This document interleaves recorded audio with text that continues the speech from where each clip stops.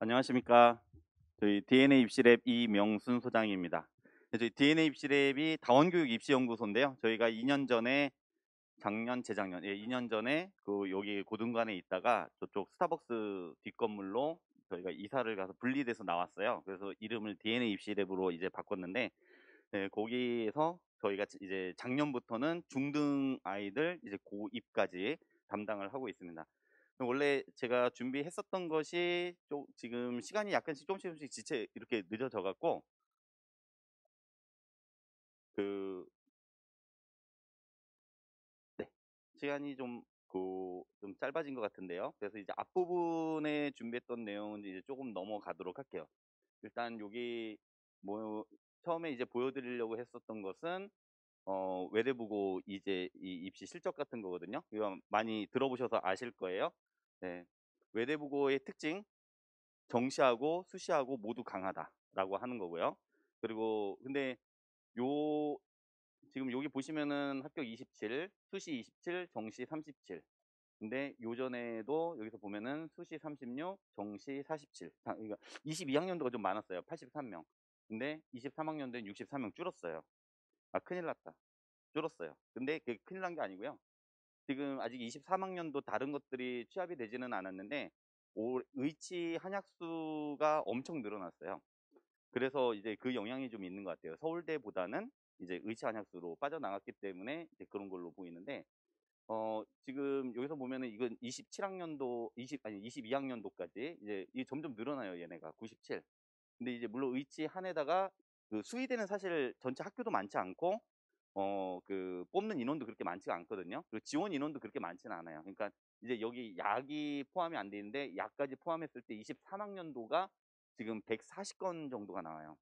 그러니까 이제 과거에 비해서는 훨씬 더 많은 인원들이 지금 의체 한 약으로 이렇게 몰려갔기 때문에, 그래서 지금 정시가 아니라 그 서울대 합격자 수는 좀 이제 좀 더 줄어든 것 같아요.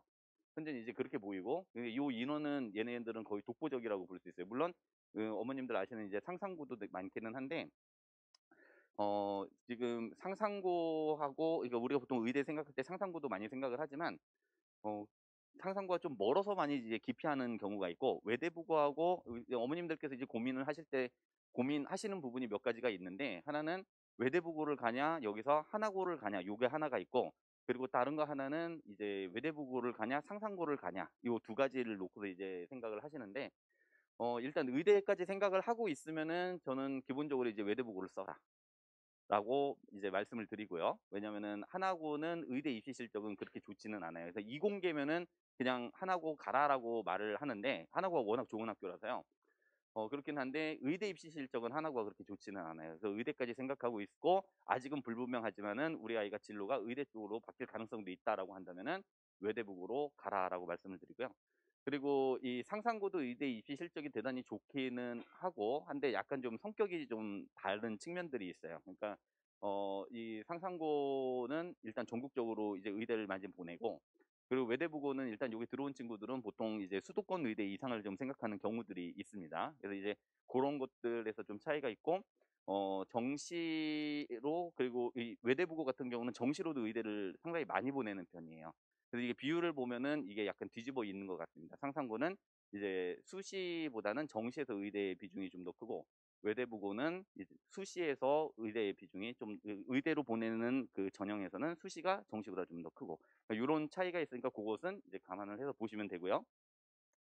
그리고 이제 혹시 요 부분은 그냥 좀 넘어가도록 할게요. 이게 고교 유형별 적인데, 이걸 왜 갖고 왔었냐면은, 이걸 보여드리려고 했었던 것은 우리가 의대가 아닐 수도 있고 그냥 이공계로 갈 수도 있을 텐데, 도대체 연세대나 고려대나 이런 데는 이제 얼마나 가느냐, 이제 그런 것 때문에 이제 말씀을 드리려고 했어요. 근데 기본적으로 봤을 때 그냥 외대부고에서 이런 정도 생각을 하시면 돼요.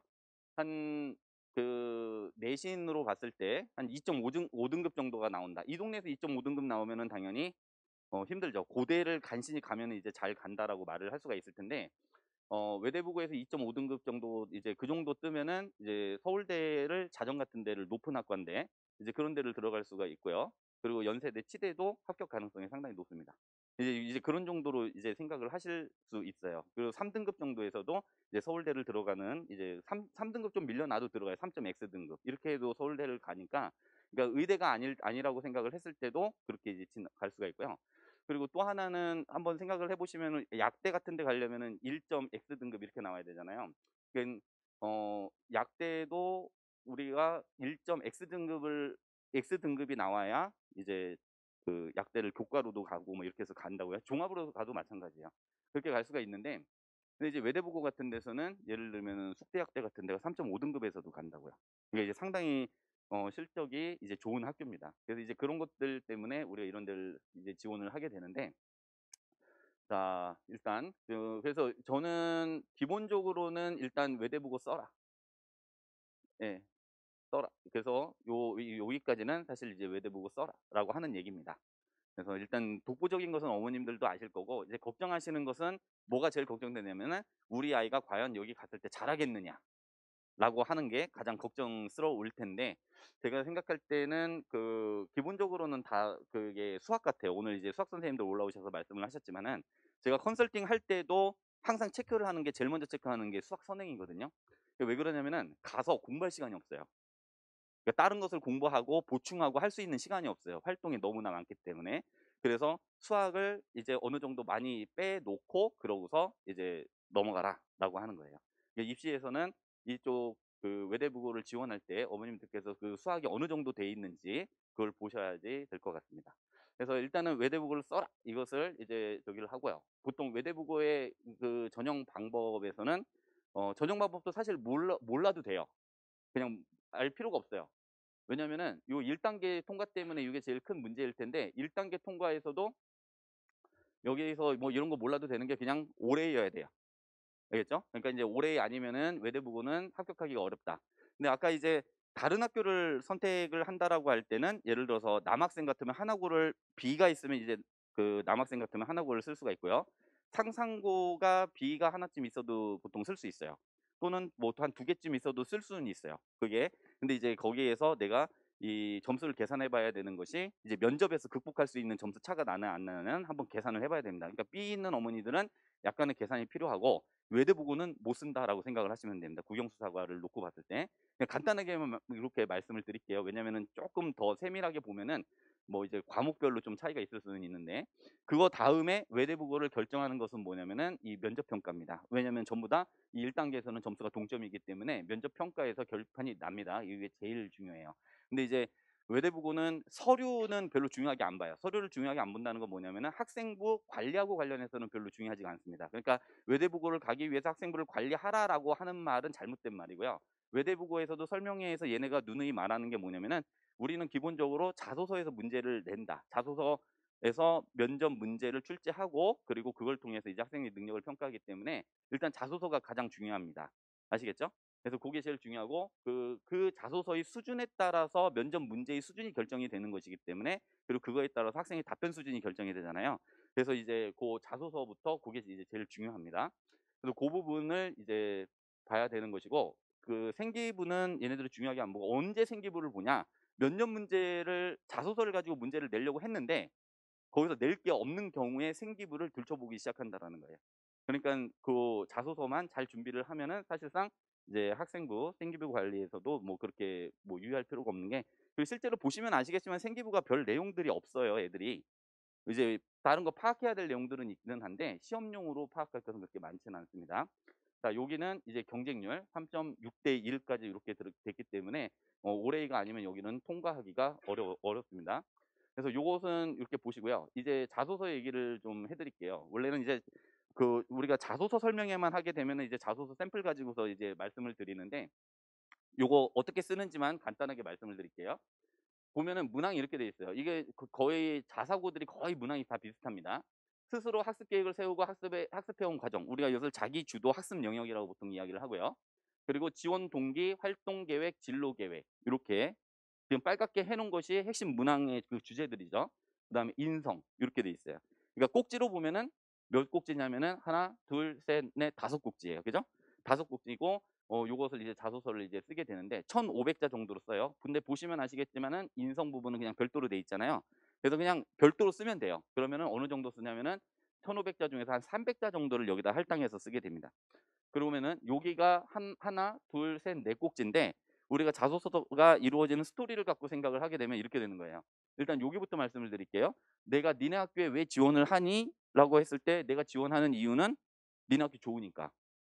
그죠? 외대보고 짱이니까. 그냥 이렇게 쓰는 거예요. 아 진짜 짱이라고 쓰시지 마시고요. "니네 학교 좋으니까." 왜 좋냐면은 프로그램이 좋은데 내가 이렇게 공부해 온 과정과 내 꿈을 놓고 보니까 니네 학교는 나한테 너무나 잘 맞아. 너 나 안 뽑으면 후회할지도 몰라. 그런 다음에 니네 학교에서 내가 들어가면은 뭘 하겠어요? 아 내 꿈을 위해서 나는 이러이러이러한 공부를 해서 내 진로에 맞춰서 요렇게 요렇게 해서 진로 갈 거야라고 하는데 요게 한 250 자에서 300 자면 돼요. 그러니까 여기는 그냥 스토리로 연결이 돼 버리는 거예요. 그러면은 아까 1,500 자에서 여기 300자 할당, 여기 많이 할당해서 300자 할당 600 이죠. 그죠? 그럼 여기 몇 자 남아요? 900자 남죠. 근데 제가 말씀드린 글자 수는 띄어쓰기를 제외한 글자 수예요. 예, 띄어쓰기를 제외하고 1,500 자니까 그럼 그 정도가 어느 정도냐면은 요 A4 하나를 그냥 꽉 채운 거라고 생각하시면 돼요. 기본 폰트로 했을 때. 그 정도의 분량이 나와요. 그러니까 여기 900자 쓰지만은 우리 띄어쓰기까지 생각을 하면 1,200자 정도 나온다고 보시면 됩니다. 그 정도 분량을 했을 때 그러면 요게 어쨌든 그냥 900 자로 합시다. 900 자가 남으면은 300, 300, 300 자로 다시 나눠 갖고 주제 꼭지를 3개 정도를 쓰면 됩니다. 그러면은 내가 뭐 의사가 되고 싶다 아니면은 내가 로봇공학자가 되고 싶다 이거에 따라서 쓰는 내용이 조금씩 달라지는데 자연계로 가니까 게다가 우리가 동점자들이고 아이들의 학습 능력을 정확하게 평가를 할 수가 없어요. 여기 면접에서도. 그러니까 그런 것 때문에 뭐가 들어가냐면은 수학적인 나의 능력이 뛰어나다라는 것을 꼭 하나쯤 써주는 게 좋아요. 그래서 수학을 심화로 공부를 하는 것들 하나 넣고 그냥 선행했다고 쓰는 게 아닙니다. 그런 게 하나가 들어가고 그리고 두 번째는 내 진로하고 연관시켜서 만약에 로봇공학자가 되고 싶다 그러면은 물리 쪽에서 하나 쓰면 좋을 것이고 내가 뭐 의사가 되고 싶다라고 하면은 생명이나 화학 쪽에서 하나를 쓰면 되겠죠. 이런 식으로 이제 배치가 되는 거예요. 그럼 나머지 하나는 뭐냐? 요것은 인문에서 하나를 써주면 돼요. 인문학적이고 사회 비판적인 그런 사고 능력을 갖고 있다라고 하는 것을 같이 보여주면 돼요. 이렇게 해서 세 꼭지를 저는 기본으로 쓰라고 하는데 이게 그럼 정답이냐? 그렇진 않습니다. 그러니까 무슨 얘기냐면은 여기에서 한 꼭지쯤 빠져도 전혀 문제가 없어요. 대신에 이제 대신에 450자치 할당이 되면은 훨씬 더 이제 풍부한 내용으로 이제 내용이 들어가겠죠. 그래서 대충은 이제 그런 정도로 해서 자소서를 쓰기 때문에 그럼 자소서에서 제일 중요한 게 뭘까요? 라고 했을 때는 제일 중요한 것은 심화된 내용이 나와야 돼요.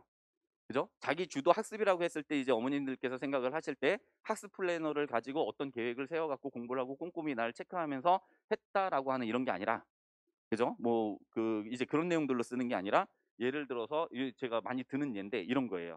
한번 생각해 보세요. 우리가 보통 수학도 보통 많은 경우는 외워요. 사실은 유형을 다 외우는 거예요. 지금 학습이라고 하는 게. 그죠? 그 원리를 딱 배운 다음에는 그다음에는 유형을 머릿속에 빨리빨리 암기해서 어떤 공식을 갖다가 빠바바바박 해 갖고 누구보다도 내가 빨리 풀 수 있어. 이래야 된단 말이죠. 근데 이런 데서 쓰는 것은 그런 걸 쓰는 게 아니에요. 그게 아니고 우리가 파이 예를 들면은 파이가 무리수라고 배우죠. 그 외웠죠. 이제 어머님들도 다 아실 거예요. 그런데 문제는 이제 수학적인 사고 능력이 있다라고 하는 애들은 뭐냐면은 이걸 갖고 질문을 던져요. "이게 왜 무리수지? 어떻게 해서 무리수지? 그걸 어떻게 알았지?" 예를 들어서 이런 거죠. 그러면 이제 그거에 대해서 탐구를 하다가 보면은 우리가 필요한 과정들이 있어요. 선행의 과정들이. 예를 들어서 미적 같은 것을 공부를 해야만 이게 무리수인 걸 증명하는 과정을 이해를 할 수가 있다는 거죠. 그러다 보니까 내가 "선행을 했어."라고 쓰지는 않아요.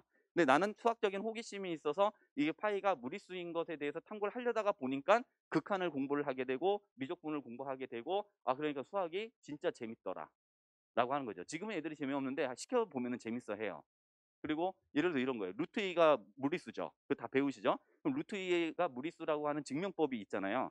그게 교과서적으로 배우는 증명법이 있어요. a분의 b 이 루트 2는 a분의 b라고 해 놓고 이걸 유리수라고 가정을 하자라고 했더니 모순이 나타나니까 문제다라고 하면서 가정을 하면 안 된다. 뭐 이런 식의 이제 증명법을 이용하는데 그게 아니라 여러 가지 다른 방식의 또 증명법이 있는 거죠. 그러니까 수학적인 호기심이 있는 친구들은 단순히 계산하는 이제 친구들이 아니라 이런 어떤 깊이 있는 사고를 통해서 문제를 해결해 나간다는 걸 보여주는 거예요. 이런 식의 자소서가 나와야 되거든요. 제가 지금 단적으로 이제 그 수학만 갖고 이야기를 했는데 과학이라든지 아니면 인문사회 영역에서 나오는 주제들도 이런 식으로 이제 다뤄주면 되겠습니다. 그래서 그렇게 해서 다루게 되면은 이제 요거 다음에 이제 면접으로 넘어가는데 면접에 들어가서는 아까 제가 말씀드렸다시피 면접이 절대적이에요. 근데 이 절대적인 것의 절반은 자소서에 달려 있어요. 자소서가 잘 나와야 됩니다.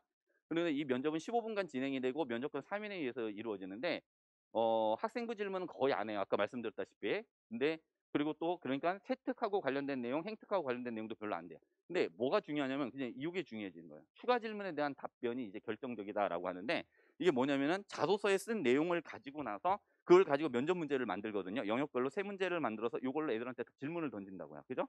그럼 질문을 던져 놓고 나서 뭐냐면 학생의 답변을 듣고 그다음에 뭘 하냐? 그다음에 추가 질문으로 더 깊이 있는 내용들을 물어보는 거예요. 그러니까 그러면 네가 배운 수학적 내용의 의미를 다른 데다 적용을 하면 어떻게 되겠니? 뭐 이런 식의 이제 질문을 던질 수 있는 거죠. 예를 들어서 인문사회 쪽에서는 또 뭐가 있었냐면 작년에 합격한 친구가 어 얘는 의대를 가긴 하는데 역사를 좋아했고 로마 공화정을 갖고 썼어요.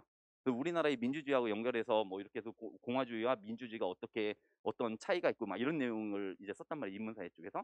그걸 썼는데 쓰고 나서 이제 공화주의, 민주주의 설명해봐 했을 거잖아요. 그래서 막 얘기를 했어요. 그럼 그다음 질문이 뭐냐면은 자 그러면은 네가 생각하는 그런 공화주의의 의미라고 하는 것을 우리의 정치 현실에다 적용을 해봐. 이런 질문을 던진 거죠. 그러면 그게 우리 사회에서 어떻게 의미가 있는 걸까? 너 한번 얘기해봐. 이런 거예요. 이런 면접 준비를 이제 철저하게 시키면은 통과를 하고 이 추가 질문에서 답변을 못하면은 그러면 이제 떨어진다라고 생각을 하시면 됩니다. 그러면은 다시 정리를 해서 말씀드리면 간단하게는 뭐냐면은 그냥 자소서 쓰는 거나 아니면은 면접 준비하는 것은 다 공부하는 과정이에요. 그러니까 지금 예를 들어서 우리가 5월 이제 5월 말부터 또 특강이 있어서 또 시작이 되는데요. 5월 초에도 이제 특강이 있어서 그 3번 수업을 했어요. 근데 5월 말하고 6월 초에도 이제 쉬는 날이 있어서 그때 특강을 엽니다. 그러면 이제 그 친구들도 자소서 꼭지들을 만들어 놓고 완성이 되는 게 아니에요. 그다음부터는 뭘 시키냐? 공부해, 공부해, 공부해, 공부해.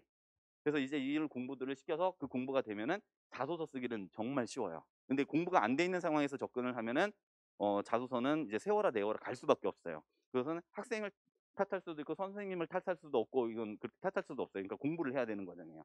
그러니까 공부가 안 되면은 어떻게 되냐? 이 면접에서 떨어집니다. 그래서 이 면접 준비를 위해서는 어떻게 해야 된다? 예, 심화 공부를 해 나가고 선행과 함께 별도로 사고력을 키우고 자신의 지적 호기심을 채우는 그런 공부들로 이루어져야 된다라고 하는 거죠. 여기까지 이제 말씀드리면 사실은 이제 외대부고하고는 그 외대부고 준비하는 데서는 핵심은 다 말씀을 드린 것 같아요. 그래서 얘네들 일정이 12월 24, 25일에 면접을 봐요. 그러니까 이 일정으로는 이렇게 돼 있는데 요때 원서 지원을 하고 1단계 발표가 나고 자소서를 써서 제출해요. 근데 요때 쓰면은 안 돼요. 이거 작년 거거든요. 요때 쓰면 안 되고 미리 써놓은 다음에 공부를 해야 돼요. 애들이 내기 직전까지 자소서는 수정을 해요. 그리고 여기서는 저희가 파이널 수업으로 이어지기 때문에 여기는 계속 파이널을 해요. 그러니까 1단계는 통과하니까 무조건 파이널 들어와서 수업을 들으면서 이제 답변에 대한 그 어떤 적응력, 그 면접에 대한 적응력을 높이면서 답변 수준을 높이는 그런 이제 훈련을 해야 됩니다. 그렇게 해서 이렇게 이제 최종 합격자 발표가 12월 말에 이루어지고요. 이렇게 끝납니다. 일단 저희 수업 일정은 일단 넘어가도록 할게요. 지금 뒤에 또 어머님들 많이 궁금해하실 외대부고 생활에 대한 또 이제 학습에 대한 이런 얘기가 또 이제 저희 학생이 와갖고 또 할 것이기 때문에 일단 그게 더 제가 볼 땐 더 중요할 수도 있어요. 어머님들한테는 실제로 우리 아이가 잘 적응할 수 있을지를 판별해야 되기 때문에. 그래서 저희는 일단은 5월, 6월 자소서 특강부터 이렇게 수업이 쭉 이루어진다는 것을 아시고 이제 혹시 궁금하신 게 있으면은 저희 DNA 입시 랩으로 전화를 하셔갖고 그것은 한번 수업 내용은 한번 확인을 해보시면 될 것 같습니다.